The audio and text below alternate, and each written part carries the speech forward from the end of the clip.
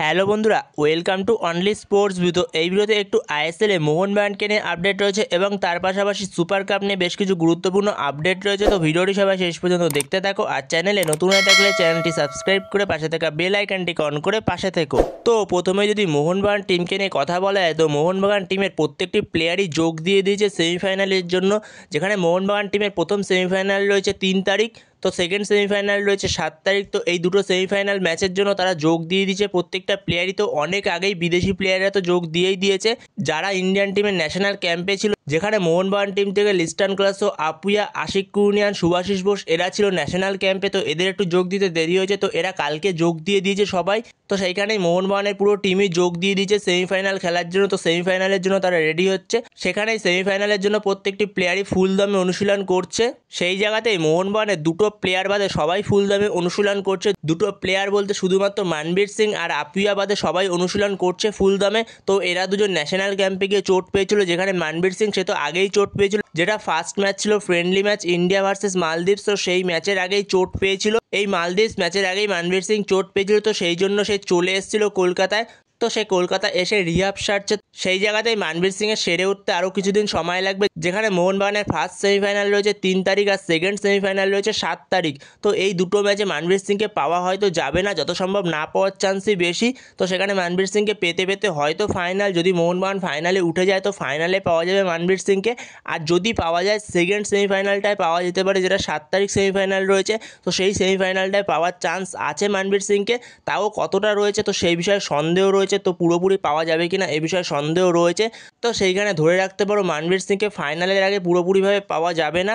তো সেখানে মানবীর সিংয়ের সেরে উঠতে আরও কিছুটা দিন সময় লাগবে। তো এরপরে যদি আপুয়াকে নিয়ে কথা বলা হয়, তো আপুয়া সে আগের দিন চোট পেয়েছিল বাংলাদেশের বিরুদ্ধে ম্যাচের শেষের দিকে। তো সেখানে কলকাতায় এসে মোহনবাগান টিমের সঙ্গে যোগ দিয়ে সে রিহাব সারছে। সেই জায়গায় আপুয়ারও কিছুটা দিন সময় লাগবে ফিরে আসতে।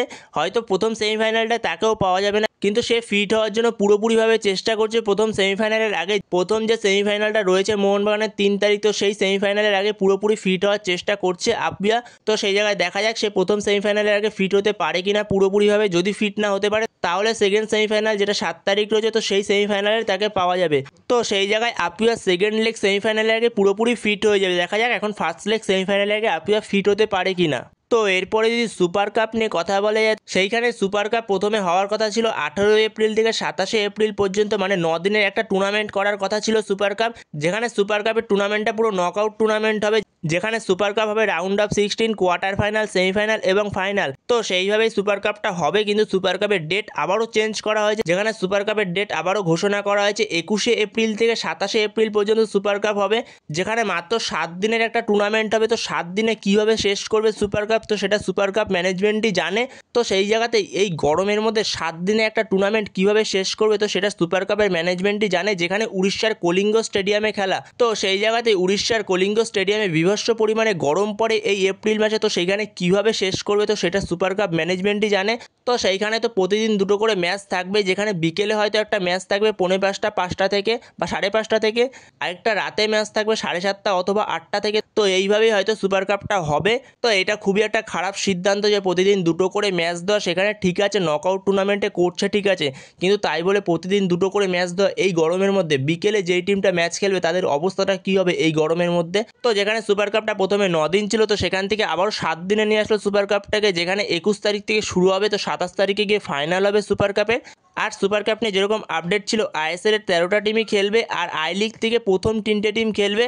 তো সেখানে সুপার কাপ সেই ফরম্যাটেই হবে। তো সেই জায়গাতেই এই সুপার কাপের ডেটটা খুবই বাজে, আরও কিছুদিন বাড়ানো উচিত ছিল। অন্তত 10 দিনের টুর্নামেন্ট তো করা উচিত ছিল, যতই নকআউটের টুর্নামেন্ট করুক না কেন। তো সেখানে এত গরমের মধ্যে প্লেয়াররা খেলবে, তার মধ্যে উড়িষ্যাতে কলিঙ্গ স্টেডিয়ামে।